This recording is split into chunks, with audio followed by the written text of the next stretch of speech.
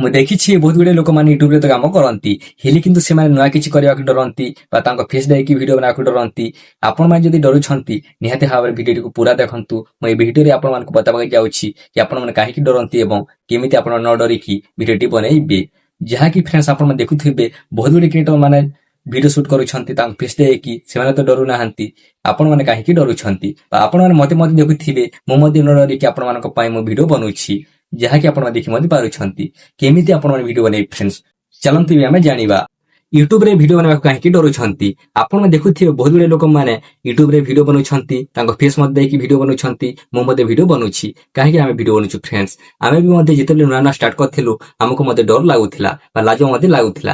ସେମିତି ଆପଣମାନଙ୍କୁ ମଧ୍ୟ ଲାଗୁଥିବ, ହେଲେ କିନ୍ତୁ ଫ୍ରେଣ୍ଡସ୍ ଆପଣମାନେ ଡରନ୍ତୁ ନାହିଁ କି ଲାଜନ୍ତୁ ନାହିଁ। ଆପଣମାନେ ଯେ ପର୍ଯ୍ୟନ୍ତ ଡରୁଥିବେ ବା ଲାଗୁଥିବେ ସେ ପର୍ଯ୍ୟନ୍ତ ଆପଣ କେବେ ମଧ୍ୟ ଭିଡିଓ ବନେଇ ପାରିବେ ନାହିଁ କି କିଛି ବି କାମ ମଧ୍ୟ କରିପାରିବେ ନାହିଁ।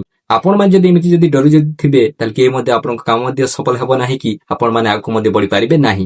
ଯେମିତିକି ଫ୍ରେଣ୍ଡସ୍ ଆପଣମାନେ ଯେତେବେଳେ ଜନ୍ମ ହେଲେ ସେତେବେଳେ ଆପଣମାନେ ଚାଲି ମଧ୍ୟ ଜାଣୁନଥିଲେ କି କଥା ମଧ୍ୟ କହି ମଧ୍ୟ ଜାଣୁନଥିଲେ, ହେଲେ କିନ୍ତୁ ଆପଣମାନେ କେମିତି କଥା ହଉଛନ୍ତି ଏବଂ କେମିତି ଆପଣମାନେ ଚାଲୁଛନ୍ତି। ଆପଣମାନେ ସେ ସମୟରେ ଯଦି କଥା ଯଦି ନ ହେଇଥାନ୍ତେ କି ଚାଲିବାକୁ ଯଦି ଚେଷ୍ଟା ଯଦି ନ କରିଥାନ୍ତେ ତାହେଲେ କେହି ମଧ୍ୟ ଚାଲି ନଥାନ୍ତେ କି କଥା ମଧ୍ୟ ହେଇପାରିନଥାନ୍ତେ। ଯାହାକି ଫ୍ରେଣ୍ଡସ୍ ଆପଣମାନେ ଭଲ ଭାବରେ ଜାଣିଛନ୍ତି ମଧ୍ୟ, ହେଲେ କିନ୍ତୁ ଆପଣମାନେ କାହିଁକି ନ ଜାଣିଲା ଭଳି ଆପଣମାନେ ଡରୁଛନ୍ତି। ଆପଣ ଚେଷ୍ଟା କରନ୍ତୁ କି ଆପଣଙ୍କ ଫେସ୍ ଦେଇକି ଆପଣମାନେ କେମିତି ଭିଡିଓ ବନେଇବେ। ଆପଣମାନେ ଯେ ପର୍ଯ୍ୟନ୍ତ ଡରୁଥିବେ କେହି ମଧ୍ୟ ଆପଣଙ୍କର ଫେସ୍ ଦେଇକି ଭିଡିଓ ମଧ୍ୟ ବନେଇ ପାରିବେ ନାହିଁ କି କିଛି ବି ନୂଆ କାମ ମଧ୍ୟ କରିପାରିବେ ନାହିଁ। ଯେତେ ବି କ୍ରିଏଟର ନା ଦେଖୁଛନ୍ତି ସେମାନେ ମଧ୍ୟ ଯେତେବେଳେ ନୂଆ ନୂଆ ଭିଡିଓ ବନଉଥିଲେ ସେମାନେ ମଧ୍ୟ ଲାଗୁଥିଲେ ବା ଡରୁ ମଧ୍ୟ ଥିଲେ, ହେଲେ କିନ୍ତୁ ଫ୍ରେଣ୍ଡସ୍ ସେମାନେ ହାର ମାନି ନାହାନ୍ତି। ସେମାନେ ଲାଜ ଲାଗିଲେ ମଧ୍ୟ ସେମାନେ ଭିଡିଓ ବନେଇ ଚାଲିଛନ୍ତି ବା କିଛି ବି ଯଦି ଭୁଲ ଯଦି ହୁଏ ଭିଡିଓ ବନେଇବାରେ ତାହେଲେ ମଧ୍ୟ ସେମାନେ ଭିଡିଓ ବନେଇ ଚାଲିଛନ୍ତି। ସେମାନେ ହାର ମାନି ନାହାନ୍ତି।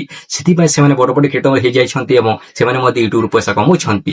ସେମିତି ଆପଣମାନେ ମଧ୍ୟ ନ ଡରିକି ବା ନ ଲାଜେଇକି ଆପଣମାନେ ଭିଡିଓ ବନେଇ ଚାଲନ୍ତୁ। ଆପଣମାନେ କିଛି ବି କାମ କରନ୍ତୁ, ସେ ଜାଗାରେ ଯଦି ଆପଣମାନେ ଯଦି ଡରିବେ ବା ଲାଜେଇବେ ତାହେଲେ କେହି ମଧ୍ୟ ୟୁଟ୍ୟୁବରେ କାମ କରିପାରିବେ ନାହିଁ କି ଆପଣ ଯେକୌଣସି କାମରେ ମଧ୍ୟ ସଫଳ ହେଇପାରିବେ ନାହିଁ ଫ୍ରେଣ୍ଡସ୍। ସେମିତି ଆପଣମାନେ ନ ଡରିକି ବା ନ ଲାଜେଇକି ଆପଣମାନେ ଭିଡିଓ ବନେଇ ଚାଲନ୍ତୁ, ଯେମିତିକି ମୁଁ ଭିଡିଓ ବନଉଛି ଆପଣମାନଙ୍କ ପାଇଁ। ମୋର ଆଶା କି ଫ୍ରେଣ୍ଡସ୍ ଆପଣମାନଙ୍କୁ ମୁଁ ଏହି ଭିଡିଓରେ ଭଲ ଭାବରେ ବତେଇଛି ଆଉ ଭଲ ଭାବରେ ମଧ୍ୟ ବୁଝେଇବାକୁ ମୁଁ ଚେଷ୍ଟା କରିଛି, ଯାହାଦ୍ୱାରା କି ଆପଣମାନେ ଏମିତି ନ ଡରିକି ବା ନ ଲଜେଇକି ଆପଣ ଭିଡିଓ ବନେଇ ଚାଲନ୍ତୁ ଫ୍ରେଣ୍ଡସ୍। ଆପଣମାନଙ୍କୁ ଭିଡିଓ ଯଦି ଭଲ ଲାଗିଛି ନିହାତି ଭାବରେ ଗୋଟେ ଲାଇକ୍ କରିବେ, ମୁଁ ନିଜ ସାମଗ୍ରୀ ସେୟାର କରିବେ, ମୋ ଚ୍ୟାନେଲକୁ ସବସ୍କ୍ରାଇବ କରିକି ରଖିବେ, ଯାହାଦ୍ୱାରା କି ଆପଣଙ୍କ ପାଖକୁ ନୂଆ ନୂଆ ଭିଡିଓ ମଧ୍ୟ ପହଞ୍ଚି ପାରିବ। ଚାଲନ୍ତୁ ଫ୍ରେଣ୍ଡସ୍ ଆମେ ନେକ୍ସଟ ଭିଡିଓ ଦେଖା ହବା।